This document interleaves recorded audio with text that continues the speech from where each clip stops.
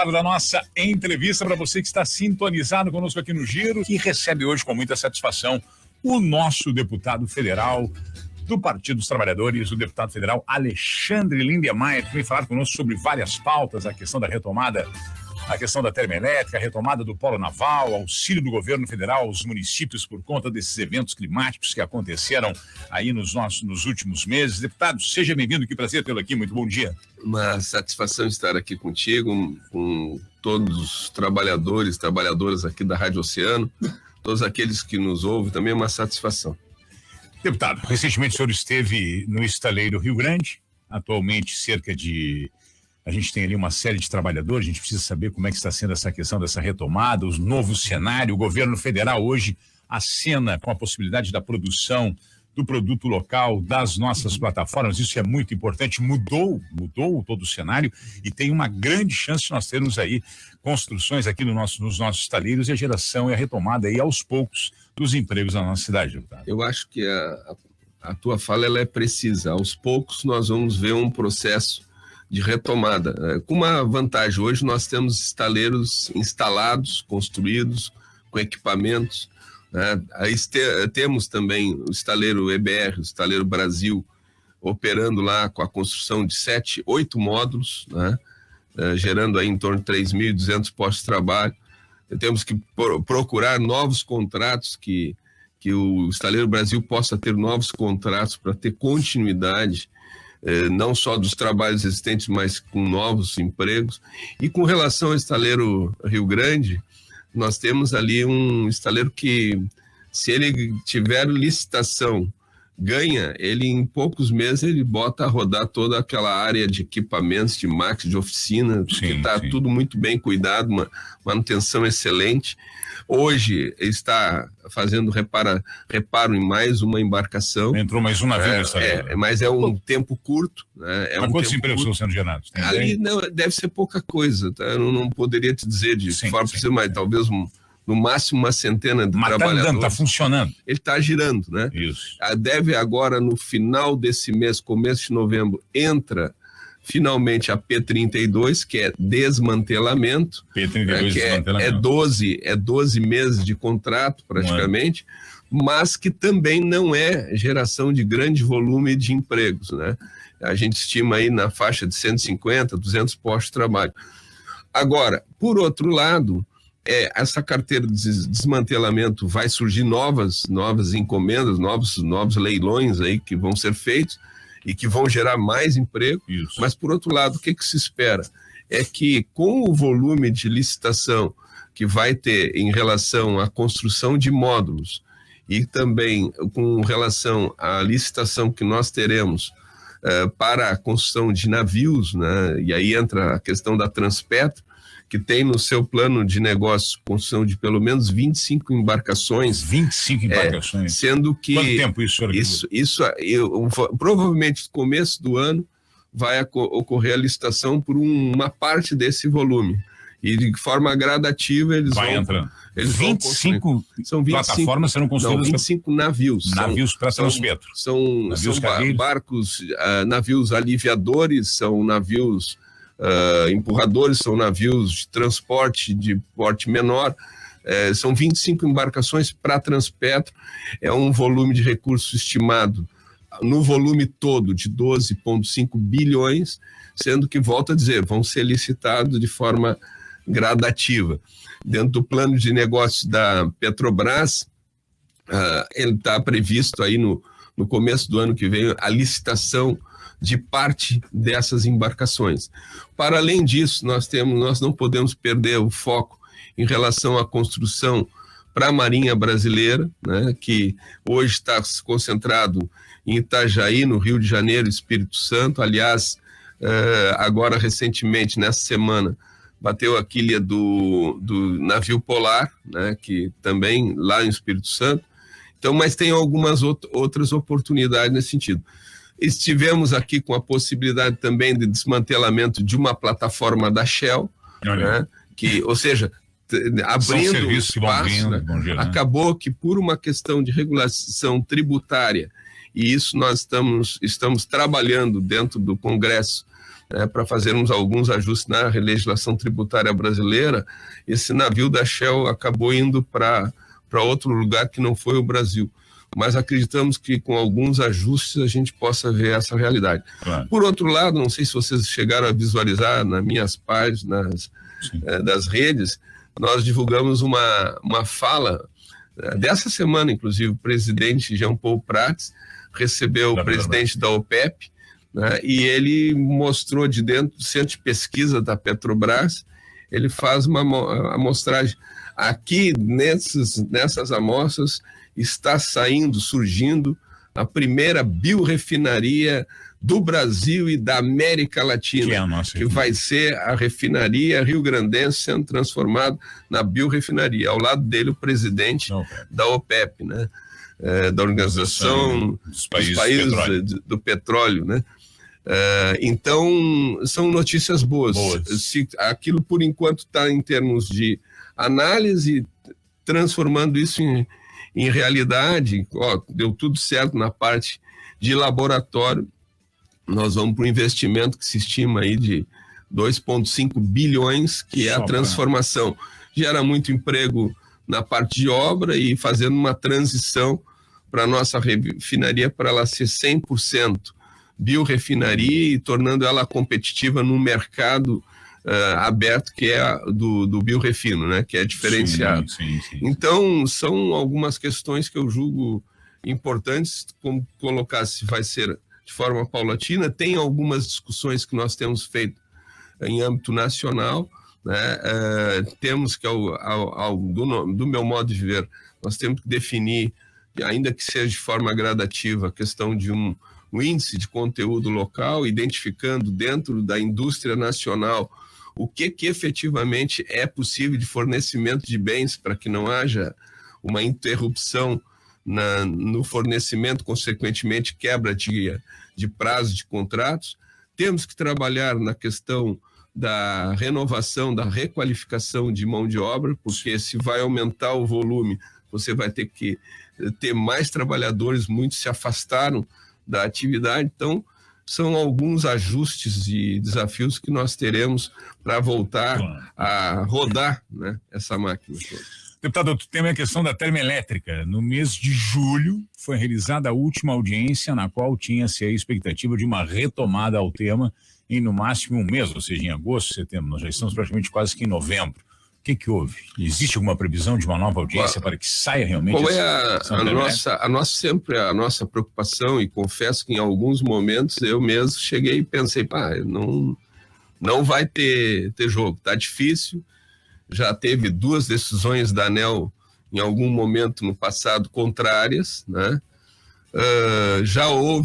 Há uma tentativa de mudança da outorga já há algum tempo com resistência, mas nesse meio do caminho, considerando que o Gás Bolívia, a princípio, interrompe a relação de fornecimento para o Brasil. Ao mesmo tempo, nós temos um novo grupo que se apresenta perante a ANEEL, que é o Grupo Cobra, né, dizendo, nós queremos e nós executaremos esse empreendimento com investimento próprio. Essa foi a fala que sempre me chegou, investimento próprio, e vamos botar a fazer a geração de energia que é estratégica para o Rio Grande do Sul, que hoje importa energia, né? Sim. Então, só que nesse meio do caminho a ANEEL veio dizendo não, porém surge uma outra situação, que é a alteração da forma do contrato da energia, né? Que seria colocar essa energia como energia de reserva. Então, a partir do momento, se a ANEEL assimila a possibilidade de passar a outorga para o Grupo Cobra, o jogo praticamente ele muda, porque se coloca perante o Ministério de Minas e Energia a possibilidade de que, em ele, acatando a possibilidade de como energia de reserva, nós termos, por parte do empreendedor, a possibilidade de botar em pé esse projeto da termoelétrica. Preocupação, eu fiz uma fala com o secretário Efraim, estive lá, e o secretário me dizia, não, problema, hoje nós temos energia em abundância. as hidrelétricas estão cheias, nós temos as energias eólicas e fotovoltaicas que não são intermitentes, mas estão aí. Tem um grande volume. E a economia brasileira precisa ser retomada. Então, hoje não é... Aí eu perguntei, bom, mas então acabou? Não, de maneira alguma. É estratégico, sim.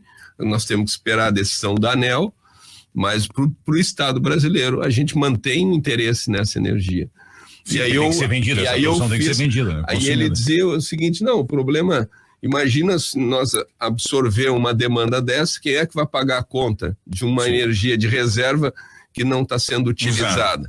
É o consumidor. E eu dizia, bom, mas o detalhe é o seguinte, não tem como negociar com um empreendedor que ele só vai receber quando houver a demanda, porque enquanto ele tiver instalado, ele pode distribuir energia para outros consumidores. Nós temos toda uma área de produção aqui de adubo, ou seja, tem área de demanda. E o que nós temos hoje de manifestação é isso. Né? Por parte a informação que vem da ANEEL é que já existe, está sendo formado uma possibilidade real de mudança de posicionamento a partir dessa mudança da forma de contrato e ser admitida a questão da energia de reserva, e passando a outorga para o Cobra, ou seja, é um projeto que ainda está viável e nós estamos acompanhando para e passo. Só me permite um tema que não está previsto.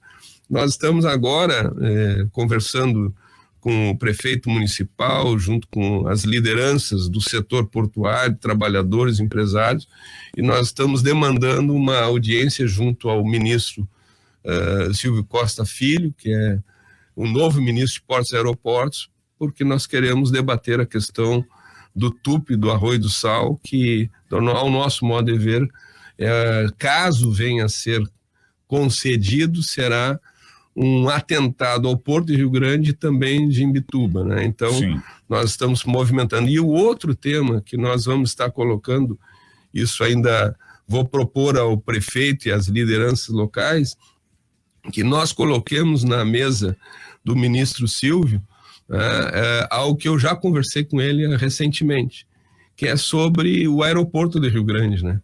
Que ficou, desculpa a expressão, ficou na história, né? Nós tínhamos o primeiro aeroporto de todos os 270 aeroportos regionais, isso eu falei para ele.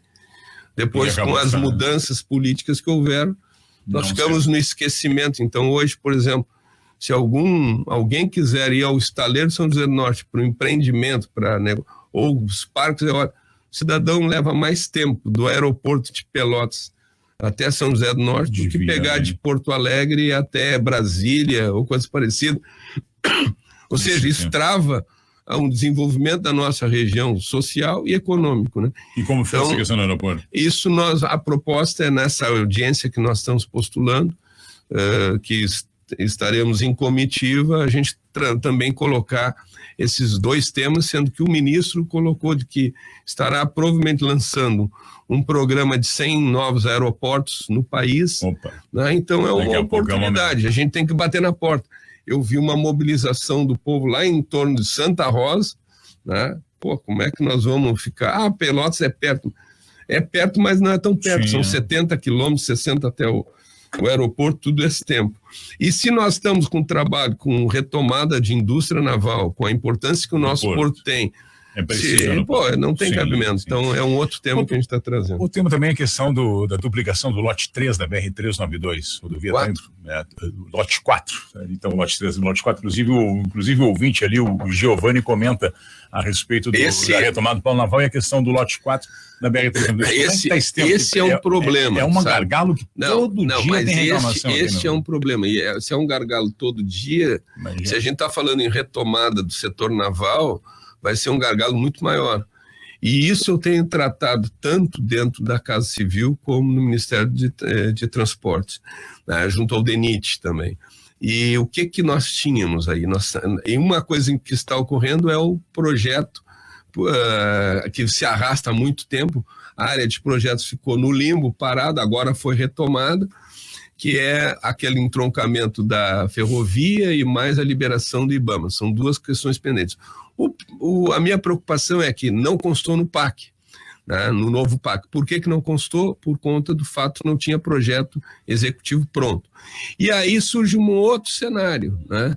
Que essa fala que eu estou te fazendo aqui foi a conversa que eu tive com a ex-ministra Miriam Belchior, que agora é da Casa Civil, é o segundo nome na Casa Civil, junto com o ministro Rui Costa, e com o Maurício Muniz, que é o segundo nome abaixo da Miriam Belchior.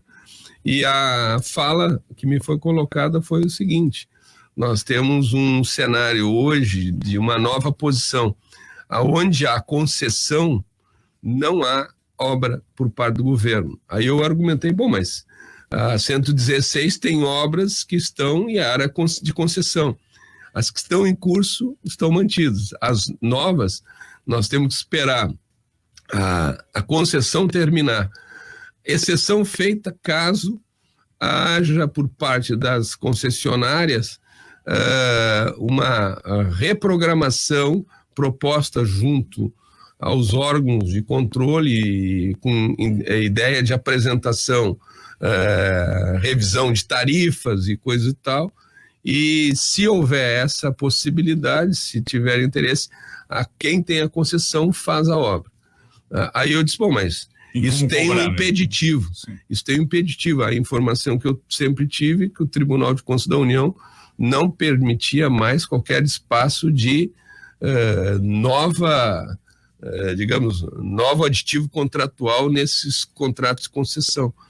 E aí me foi dito que houve uma resolução no final de agosto que abriu o prazo para as empresas, que as empresas que estão operando as concessões, né, possam estar pedindo nova prorrogação, desde que tenha de forma detalhada todos os seus custos, coisa e tal. Então, o lote 4 é um tema que me preocupa a todos nós, vem se arrastando. A minha expectativa é de que nós pudéssemos ver obra o quanto antes, e isso eu me sinto um pouco, não digo frustrado, mas sem uma efetiva resposta que eu possa dizer, olha, a resposta maravilhosa é que está no PAC 3, por exemplo, sim, a ligação a Seco Rio Grande do São José do Norte, está previsto o projeto executivo, né? A elaboração do projeto executivo. Não é ainda a obra, mas é um passo importantíssimo, né? Por começo, que é fundamental para tu pensar em, bom, qual é, me dá um dinheiro aí, não. O caso, então, do lote 4 não tem ainda uma perspectiva, não há? Não, o lote 4 tem essas duas situações. Uma, são burocráticas, ou nós vamos esperar terminar a concessão, que é abril de 2026, para um novo renovação. Processo. Não, aí nem renovação, um novo processo para possíveis interessados nessa concessão. Ou quem está apresenta até o final do ano uma proposta de reprogramação de custos de todo o trecho. Dessa obra, desse trecho. Não, de todo o trecho concedido de Camaquã até embaixo, até todas o as melhorias zero, podem ser feitas. Tudo apresenta. Mas não tem essa proposta. Eu quero dizer que lá atrás a concessionária andou batendo na porta de vários, entre os quais eu fui uma das pessoas procuradas, apresentando a proposta. Mas não tinha, eu cheguei e disse, olha, essa possibilidade não existe, né, porque o Tribunal de Contas não permite renovação. Mas agora teve esse entendimento diferente. Então, pode ser que haja também, por parte da concessionária, uma proposta apresentando números. Mas há alguma negociação com a concessionária, alguma conversa com a concessionária no sentido de todas as concessionárias, elas têm essa informação. Se a Ecosul, por exemplo, vai apresentar ou não uma proposta nesse sentido, o prazo é até o final do ano. Aí nós vamos ter que aguardar. No paralelo, que seria o que é feito em outros lugares, que é nas obras existentes na BR-116, né? Aquelas são obras que já vinham anteriores, vão ser concluídas. A previsão é de conclusão até o final do ano que vem. Para nós encerrarmos, deputado, a gente tem recentemente, o Rio Grande teve reconhecido pelo governo federal o decreto de situação de emergência. Como isso pode facilitar na busca dos recursos, reestruturação dos municípios e a reorganização dessas áreas. A gente tem batido aqui no programa. Por que a gente até hoje tem problemas com Arroio das Cabeças? Por que até hoje tem problema com a questão das áreas ribeirinhas, das ilhas? Por que não há um trabalho, um projeto, um estudo em cima disso? Então, primeiro, com relação ao Arroio das Cabeças, nós temos feito contato direto com a Prefeitura Municipal, fizemos uma reunião, inclusive virtual, com a presença do vice-prefeito junto com o secretário nacional de habitação. A nossa expectativa é que dentro do novo Minha Casa Minha Vida, nós possamos ver, pelo projeto que foi protocolado pela Prefeitura Municipal e pela conversa que estamos fazendo, que haja essa possibilidade de realocação para a Quintinha. Com relação à questão de planejamento, em relação a todos os impactos hídricos que a gente tem tido, não só em Rio Grande, mas em outros lugares do país e no próprio estado, o ministro Valdez Góes acabou de apresentar, já ser dos nossos estados brasileiros, apenas 4 ainda não assinaram, é um grande pacto federativo na ideia de nós retomarmos os planos de bacias hídricas de cada região, pensando de forma planejada e de como a gente vai enfrentar as intempéries do tempo, que infelizmente, o que eu vou dizer aqui, não sou da área, mas infelizmente tudo sinaliza de que vão se agravar. Bom. Inclusive ele faz uma defesa de que nós vamos ter que potencializar União, estados e municípios, as defesas civis. Nós precisamos preparar as nossas populações para esse novo momento, né? Aquilo que a gente vê no Japão e em outros, que o povo é treinado para o impacto. O que nós vimos, nós perdemos dezenas de vidas neste ano, aqui no Rio Grande do Sul, tivemos 3, 4 ciclones extratropicais, tivemos chuvas de granizo espalhadas, as cheias, isso que eu estava escutando do Rio Uruguai, ou na cabeceira lá em cima, no campus de cima da serra, essa água está descendo. Ontem, quando eu descia em Porto Alegre, no aeroporto, toda vez que eu desço eu olho para baixo. Tem muita água para descer pela Lagoa dos Patos. Infelizmente, nosso povo da Ilha da Torotama, da Ilha dos Marinheiros, Leonide e outros, São José do Norte, enfim, estão sofrendo, perdendo a safra. E com relação a essas medidas, eu sei que o tempo é curto, tem um conjunto de ações do governo federal, dialogando com os governos estaduais e municipais. Recebi por parte do prefeito, semana passada, uma apresentação das perdas do município, né, e de forma articulada, Prefeitura, Defesa Civil Nacional e eu, da maneira que eu puder estar ajudando, de formas transversais nos ministérios que têm a ver com a pauta da pesca, da agricultura, do desenvolvimento, da área da indústria, nós vamos estar somando esforços para tentarmos de forma paulatina minimizarmos os impactos desses efeitos. Tem um conjunto aqui de linhas de créditos que eu vou deixar depois, tu avalia, tá? Tem relacionado ao Pronaf, tem aos recursos do BNDES, Pronamp também, aí entra tanto para agricultura, para indústria, para a questão individual.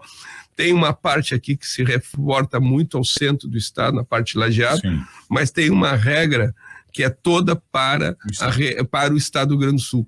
Estive na apresentação do governador do estado junto ao presidente Lula, estava lá, e fiz referência. O governador fez uma grande apresentação, porém ele me colocou a régua de Porto Alegre para cima, né, que são 96 municípios. Eu dizia, governador, parabéns, mas da metade para baixo, os pescadores não vão ter pesca, são mais de 4 mil pescadores artesanais, a agricultura familiar ribeirinha perdeu tudo, muita gente impactada também na agricultura pelo granizo. Nós vamos ter que ter esse olhar. E isso, eu tenho a convicção de que o governo do estado, junto com o governo federal e articulado com as prefeituras, nós vamos estar superando qualquer tipo de diferença e trabalhando de forma unificada para a gente reverter e enfrentar esses momentos tão complexos. E obrigado pela oportunidade, Marcos. Merece, deputado. Muito obrigado por ter vindo aqui no programa esclarecer diversos pontos extremamente importantes. Volta sempre, vai ser um prazer tê-lo conosco. Um bom final de semana. Um grande abraço, deputado.